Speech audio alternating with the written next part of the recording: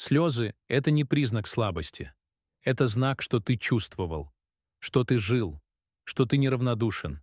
Сильные тоже плачут, но они не останавливаются.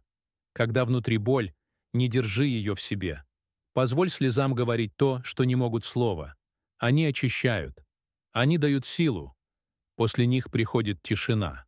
А в этой тишине рождается новая версия тебя.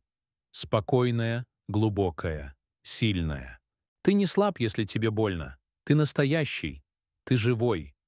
Не бойся быть чувствительным. В этом нет стыда. В этом есть мужество. Признать боль, прожить ее и идти дальше. Каждая твоя слеза — это шаг к свету.